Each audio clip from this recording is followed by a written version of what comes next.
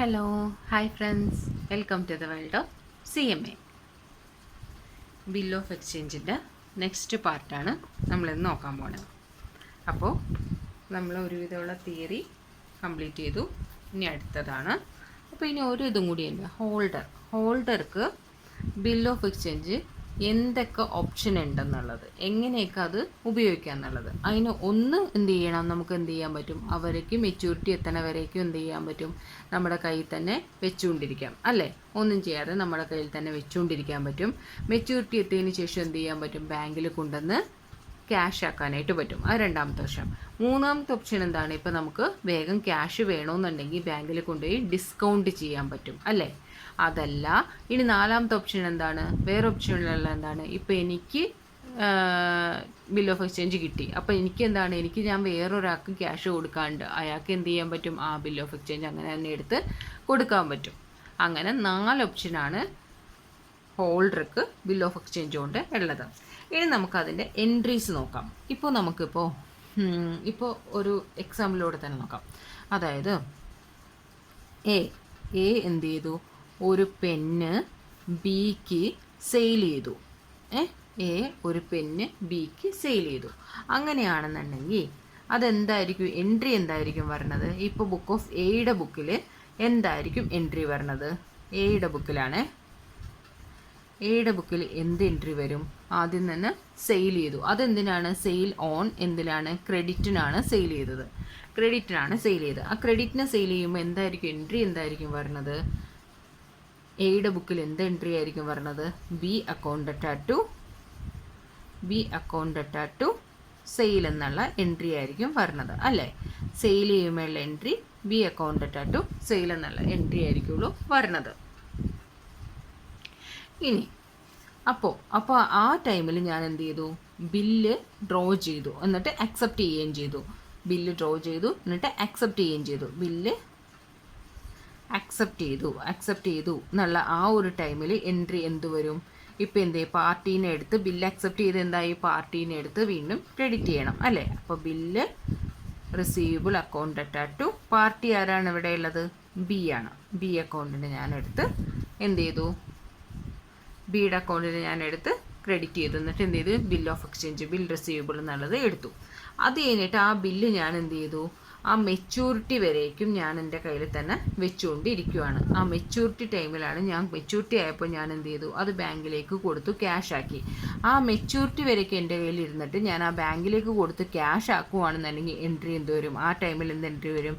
ബാങ്കിലേക്ക് കൊടുത്തു അല്ലേ. Bank account to bills receivable എന്ത് ചെയ്യും, വീണ്ടും എടുത്ത് തിരിച്ചിടാം അല്ലേ. ബാങ്കിലേക്ക് എടുത്ത് എൻ്റെ കയ്യിൽ ക്യാഷ് ആക്കി കഴിഞ്ഞു. ഈ ബാങ്കിലേക്ക് എടുത്ത് ക്യാഷ് ആക്കി, ഓക്കെ, അതൊരു ഓപ്ഷൻ ആണെന്ന് പറഞ്ഞല്ലോ. ബാങ്കിലേക്ക് എടുത്ത് ക്യാഷ് ആക്കണത് ഒരു ഓപ്ഷൻ.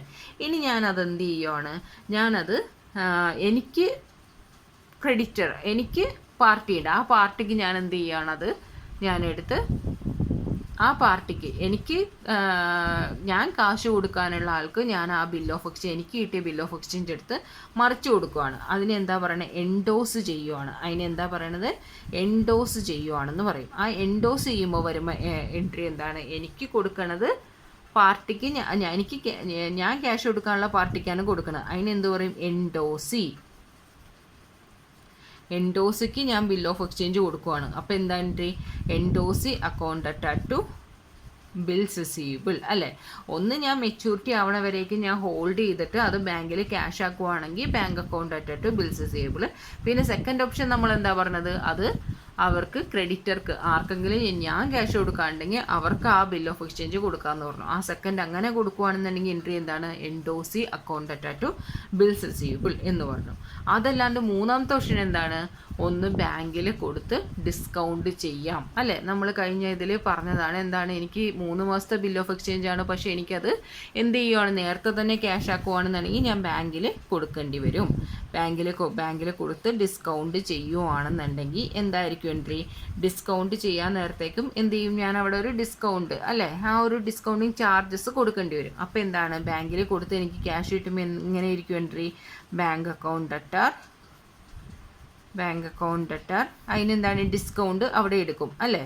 ഡിസ്കൗണ്ട് ബാങ്കുകാർ എടുക്കും. അപ്പോൾ discount account to bills receivable. ആ ഡിസ്കൗണ്ട് എത്രയാണോ ആ മാസത്തിന് മാത്രമായിട്ട് അവർ ഡിസ്കൗണ്ട് ഈടാക്കും. അതിനെയാണ് bank account discount account to bills receivable എന്ന് പറയുന്നത്. പിന്നെന്താണ് പിന്നെ പറയണത്, കളക്ഷന് വേണ്ടിയിട്ട് ബാങ്ക് അത് അയക്കുവാണ്. കളക്ഷന് വേണ്ടിയിട്ട് അയക്കുവാണെന്നുണ്ടെങ്കിൽ എന്താണ്, മീൻസ് കളക്ഷന് വേണ്ടിയിട്ട് അയക്കുവാണെന്നുണ്ടെങ്കിൽ അതിന് എൻട്രി വരണത് എന്താണ്, bill for collection account to bill for collection account to bills receivable. ഇതിന് കളക്ഷന് വേണ്ടിയിട്ട് അയക്കുവാണെന്നുണ്ടെങ്കിൽ അതിൻ്റെ എൻട്രി വരണം bill for collection account to receivable. അത് കളക്ട് ചെയ്യുവാണ്, കളക്ഷന് വന്നു, അത് പാസ്സായി, ബാങ്കിൽ ക്യാഷായി, അങ്ങനെയാണെന്നുണ്ടെങ്കിൽ എൻട്രി ഉണ്ടായിരിക്കും bank account to bills for collection. Bills for collection എന്നുള്ളത് വരും. Bank account to bills for collection എന്ന് പറഞ്ഞു. ഇനി അടുത്ത എന്താണ്, ഇനി അടുത്ത് റിട്ടയർ ആവുകയാണെന്നുണ്ടെങ്കിൽ ആ ബില്ല് എന്താവുകയാണെന്നുണ്ടെങ്കിൽ റിട്ടയർ ആവുകയാണ്. ഓക്കെ, ബില്ല് ഞാൻ എന്ത് ചെയ്തു, ആ ബില്ല് ഞാൻ നേരത്തെ തന്നെ ക്യാഷ് സെറ്റിൽ ചെയ്ത് എല്ലാം കറക്റ്റായിട്ട് കൊടുക്കുവാണ്. ബില്ല് റിട്ടയർ ആകുമ്പോൾ നമ്മൾ എന്ത് ചെയ്യും, 3 മാസത്തെ ബില്ലാണ് നമുക്ക് എന്താണ് ഇപ്പോൾ 2 മാസം മുന്നേ തരുവാണ്. 3 മാസത്തെ ബില്ല് ഉണ്ടായിരുന്നു, അത് പക്ഷേ എൻ്റെ കയ്യിൽ ക്യാഷ് എനിക്ക് എന്താണ് നേരത്തെ തന്നെ ക്യാഷ് കിട്ടുവാണ് എന്നുണ്ടെങ്കിൽ എന്ത് ചെയ്യും, നമ്മൾ അവർക്ക് ആ 2 മാസത്തെ പീരീഡ്, എത്ര മാസത്തെ പീരീഡാണോ ബാക്കിയുള്ളത് ആ പീരീഡിന് നമ്മൾ എന്ത് ചെയ്യും, ഒരു ഡിസ്കൗണ്ട് അല്ലെങ്കിൽ ഒരു റിബേറ്റ് പോലെ എന്തെങ്കിലും കൊടുക്കും, ഇഷ്യൂ ചെയ്യും അല്ലേ. അപ്പോൾ അങ്ങനെ റിട്ടയർ ചെയ്യുവാണെന്നുണ്ടെങ്കിൽ ബിഫോർ മെച്യൂരിറ്റിക്ക് മുന്നേ റിട്ടയർ ചെയ്യുവാണെന്നുണ്ടെങ്കിൽ ഉള്ള എൻട്രിയാണ് എന്ത് ചെയ്യേണ്ടത്, bank account at discount or rebate account at to bills receivable ആയിട്ട് എടുക്കാം. അപ്പോൾ മെച്യൂരിറ്റിക്ക് മുന്നേ റിട്ടയർ ചെയ്യുവാണെന്നുണ്ടെങ്കിൽ bank account at discount or rebate account at to bills receivable ഇത് എഴുതണം. ഇനി ആ ബില്ല് എന്ത് ചെയ്യണം, നമ്മളിപ്പോൾ ബാങ്കിൽ കൊടുത്ത കാര്യം പറഞ്ഞു അല്ലെ, എൻഡോസ് ചെയ്യണ കാര്യം പറഞ്ഞു, ഡിസ്കൗണ്ട് ചെയ്യണ കാര്യം പറഞ്ഞു, റിട്ടയർ ചെയ്യണ കാര്യമൊക്കെ പറഞ്ഞു. പക്ഷെ അത് നമുക്ക് ആ ടൈം എത്തിയപ്പോൾ ആ ബില്ല് ഡിസോണർ ആയിട്ടുണ്ടെങ്കിൽ എന്ത് ചെയ്യും, നമ്മൾ എന്ത് ചെയ്യണം, തിരിച്ച് ആദ്യം വരുന്ന സ്റ്റാറ്റസിലോട്ട് തന്നെ പാർട്ടി പോവുകയാണ് അല്ലേ. നമ്മൾ എന്ത് ചെയ്തു, സെയിൽ ചെയ്തപ്പോൾ സെയിൽ വന്നപ്പോൾ ബി അക്കൗണ്ട് അറ്റാറ്റ് സെയിൽ എന്നിട്ടു, പക്ഷേ അത് ബിൽ റിസീവബിൾ വന്നപ്പോൾ എന്താണ്, ക്യാഷ് തന്ന പോലെ ബീനെ എടുത്ത് തിരിച്ച് ഓപ്പോസിറ്റ് ആയിട്ട് സൈഡിലോട്ട് ഇട്ടു. ഡെബിറ്റിലിരുന്ന ബീനെ എടുത്ത് എന്താണ് ക്രെഡിറ്റ് ചെയ്തു. അപ്പോൾ ബിൽ റിസീവബിൾ അക്കൗണ്ട് അറ്റാറ്റ് ബി വന്നു.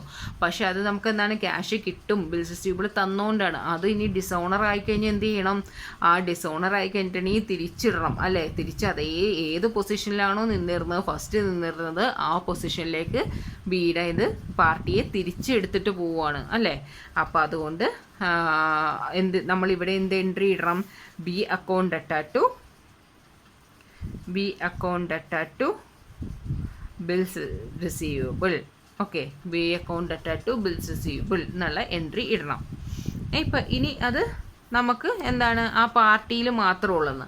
പക്ഷേ നമുക്ക് ഈ ഇതേപോലെ തന്നെ എന്ത് പറയണത്, എൻഡോസ് ചെയ്ത്, ഫസ്റ്റ് കേസ് എൻഡോസ് അല്ലേ, എൻഡോസ് ചെയ്ത ആ ബില്ലാണ് നമുക്ക് ഡിസോണർ ആയെങ്കിൽ എന്ത് ചെയ്യണം, എൻഡോസ് ചെയ്ത ബില്ലാണ് ഡിസോണർ ആയി എന്നുണ്ടെങ്കിൽ അതിൽ എൻട്രി എങ്ങനെ ഇടണം, അതിന് എൻട്രി ഇടാൻ നേരത്തേക്കും എൻഡോസ് ചെയ്തത് ആർക്കാണോ, അപ്പോൾ എൻഡോസ് ചെയ്തപ്പോൾ പാർട്ടീനെ എന്ത് ചെയ്ത് എൻഡോസിനെ കൊണ്ടുവന്ന് ഡെബിറ്റ് ചെയ്തു. അപ്പോൾ അവരെ എന്ത് ചെയ്യണം, ക്രെഡിറ്റ് ചെയ്യണം.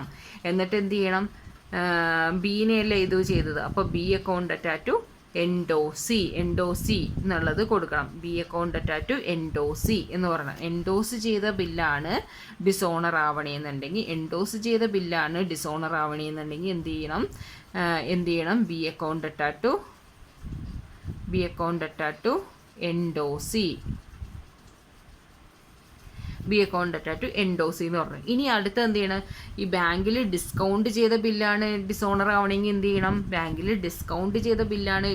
ആവണമെന്നുണ്ടെങ്കിൽ എന്ത് ചെയ്യണം, ബാങ്കിനെ പിടിച്ച് വീണ്ടും ക്രെഡിറ്റിലോട്ട് ഇടണം. അപ്പോൾ എന്ത് ചെയ്യണം, അപ്പോൾ അതിൽ ആരെ ഡെബിറ്റ് ചെയ്യും, എന്ത് ചെയ്യണം, പാർട്ടീനെ ഡെബിറ്റ് ചെയ്യണം. അപ്പോൾ ബാങ്കിൽ ഡിസ്കൗണ്ട് ചെയ്ത ബില്ലാണ് ഡിസോണർ ആവണമെന്നുണ്ടെങ്കിൽ എന്ത് ചെയ്യണം, B account at to bank എന്നിടും. അപ്പോൾ ആ 4 കേസസിലും ഡിസോണർ ആവണത് എങ്ങനെയാണെന്നുള്ളത് പഠിച്ചോ. ഇനി അതേപോലെ തന്നെ സെൻഡ് ഫോർ കളക്ഷൻ അയച്ചതാണെന്നുണ്ടെങ്കിൽ കളക്ഷൻ വിടുമ്പോൾ എന്താണ് നമ്മൾ ഇട്ടത്, bill for collection account at bills സ്യൂമിനേറ്റോ. അതേപോലെ ആ കളക്ഷനായ ബില്ലാണ് നമുക്ക് ഇത് ചെയ്തതിന് എന്ത് ചെയ്യും, ബിൽ ഫോർ കളക്ഷനെ എടുത്ത് ക്രെഡിറ്റ് ചെയ്യണം അല്ലേ. അപ്പോൾ എന്ത് ചെയ്യണം, B account at to bills for collection. Okay. ഇനി ഇതിൽ നോട്ടിംഗ് ചാർജസ് എല്ലാം വരും അല്ലേ. ഡിസോണർ ആയിക്കഴിഞ്ഞാൽ ഇതിന് ചാർജ് നമ്മൾ കൊടുക്കണം. ചാർജ് കൊടുക്കാൻ വരുമ്പോൾ എന്ത് ചെയ്യും, drawee account at to bank. Drawee ആരാണ്, ഡ്രോയി എന്നുള്ളത് ബി ആണ്. ബി അക്കൗണ്ട് അറ്റാറ്റു ബി ആണ് എന്ത് ചെയ്യണത്, പേ ചെയ്യേണ്ടത് അല്ലേ. നോട്ടിംഗ് ചാർജ് പേ ചെയ്യേണ്ടത് ബി ആണ്. അപ്പോൾ എന്ത് ചെയ്യും, ബി അക്കൗണ്ട് അറ്റാറ്റു ബാങ്ക് എന്ന് പറഞ്ഞ് എൻട്രി ഇടുക. ഇപ്പോൾ endorsee, if paid by endorsee ആണ് പേ ചെയ്യണമെങ്കിൽ എന്ത് ചെയ്യും, ഡ്രോയി അക്കൗണ്ട് അറ്റാറ്റു എൻഡോസി എന്ന അക്കൗണ്ട് ഇടുക. ഡിസ്കൗണ്ടഡ് ബാങ്കിലാണെന്ന് പേ ചെയ്യണമെങ്കിൽ എങ്ങനെ, ബാങ്കിലേക്ക് കൊണ്ടുപോയാൽ പേ ചെയ്യണമെന്നുണ്ടെങ്കിൽ എന്ത് ചെയ്യും, ബി അക്കൗണ്ട് അറ്റാറ്റു ബാങ്ക് എന്ന് എഴുതുക. ഓക്കെ. ഇനി bill renew four further period. Cancellation of, അപ്പോൾ റിന്യൂ ചെയ്യുവാണ്. അതായത് എന്ത് ചെയ്യണം, ആ ബില്ല് നമുക്ക് ആ ഒരു ഡ്യൂ ഡേറ്റ് വരുമ്പോൾ നമുക്കത് പേ ചെയ്യാൻ പറ്റൂല എന്ന് പറഞ്ഞിട്ട് തിരിച്ച് ബില്ല് പുതുക്കുവാണെന്നുണ്ടെങ്കിൽ എന്ത് ചെയ്യും, ആ പഴയ ബില്ല് ക്യാൻസൽ ചെയ്യണം. ആ പഴയ ബില്ല് ക്യാൻസൽ ചെയ്യുമ്പോൾ എന്ത് ചെയ്യും, ഈ സ്റ്റാറ്റസിലോട്ട് തന്നെ നമ്മൾ തിരിച്ചു പോകും അല്ലേ.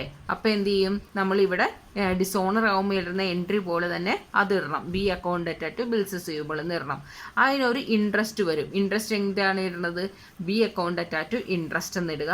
പിന്നെ എന്താണ്, അത് ന്യൂ ബില്ല് സാധാരണ പോലെ bills receivable account at B account എന്ന് ഇടുക. Okay. Bills receivable account at B account ഇടുക.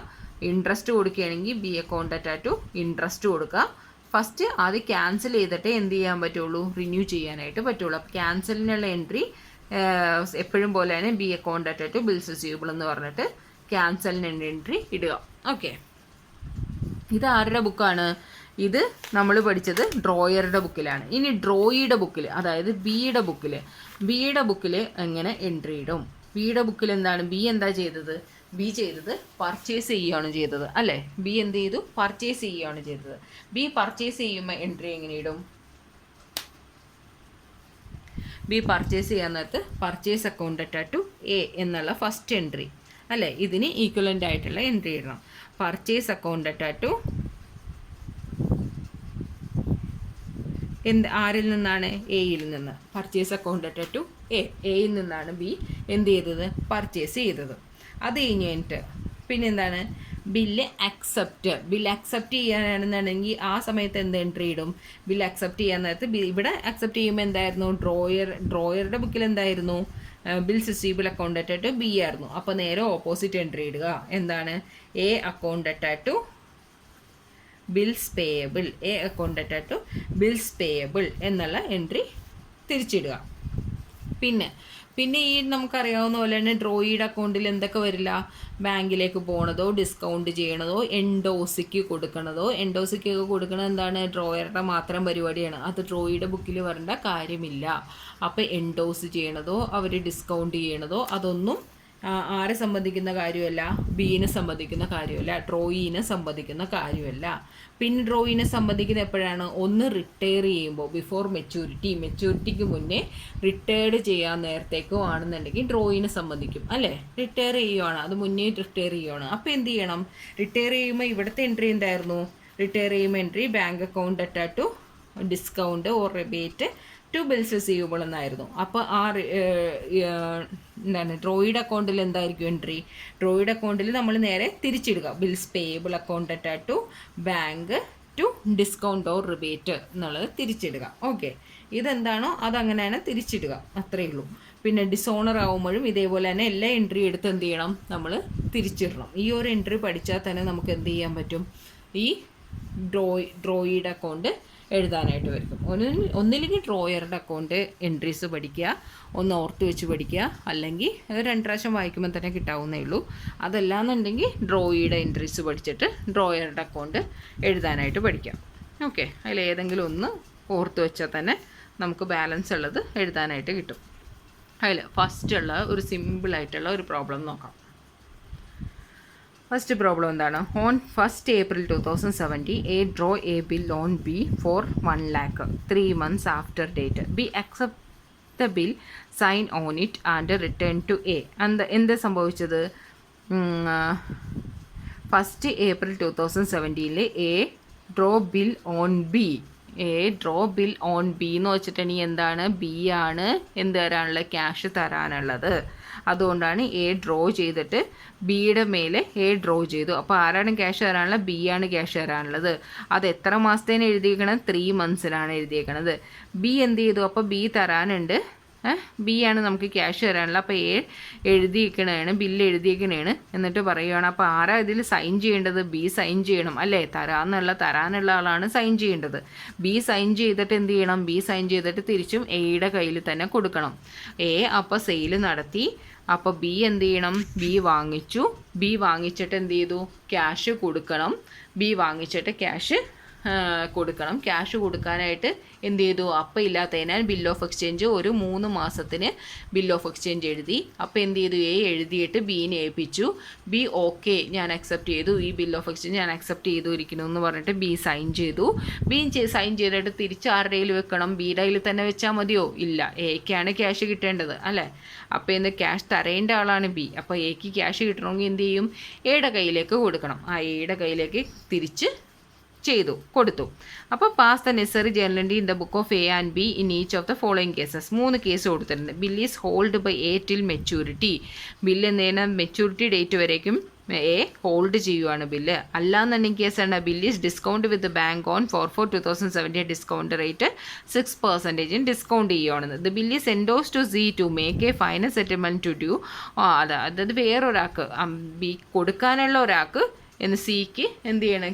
നമുക്ക് കൊടുക്കാനുണ്ട് ക്യാഷ്. ആ സിക്ക് കൊണ്ടുപോയി ബിൽ ഓഫ് എക്സ്ചേഞ്ച് കൊടുക്കുവാണ്. അങ്ങനെയുള്ള 3 കേസസിൽ വരുമ്പോൾ എൻട്രി എങ്ങനെ ഇടും എന്നുള്ളതാണ് നോക്കണത്. അപ്പോൾ ഇതിൽ ഫസ്റ്റ് നടന്ന പ്രോസസ്സ് എന്താണ്? സെയിൽ നടന്നിട്ടുണ്ടാവും അല്ലേ? സെയിൽ നടന്നു കഴിയുമ്പോൾ ഉള്ള എൻട്രി നമ്മൾ എന്താ പഠിച്ചത്? ഇവിടെ പാർട്ടി എന്താണ്? എയുടെ ബുക്കിലാണ് ഇടേണ്ടത് അല്ലേ? ഇതേപോലെ തന്നെ എയുടെ ബുക്കിലാണ് ഇടേണ്ടത്. നമ്മളപ്പോൾ എന്താ പഠിച്ചത്? B account attach to sale എന്നുള്ള എമൗണ്ട് ഇടുക എന്ന എൻട്രി ഇടുക.